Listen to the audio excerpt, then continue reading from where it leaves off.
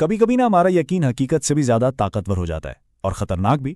آج ہم ایک ایسی کہانی پہ بات کریں گے، ایک ایسی کہانی جہاں کالے جادو کے صرف ایک شخص نے ایک پوری کی پوری زندگی کو تباہی کے دہانے پر لا کھڑا کیا۔ یہ جو الفاظ ہیں نا، یہ ہیں عابدہ کے۔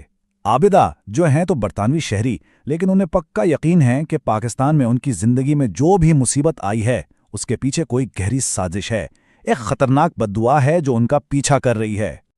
اچھا، تو اس پوری کہانی کا جو مرکز ہے نا، وہ ہے عابدہ کی چچی زرینہ۔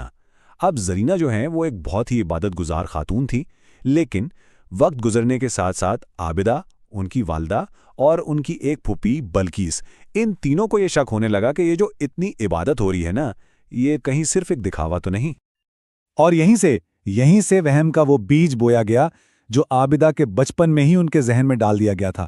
اور یہ کوئی معمولی شک نہیں تھا، یہ ایک ایسا شک تھا جس نے آنے والی کئی دہائیوں تک پورے خاندان کو اپنی گرفت میں لے لیا۔ تو سوال یہ ہے کہ آخر ایسا ہوا کیا؟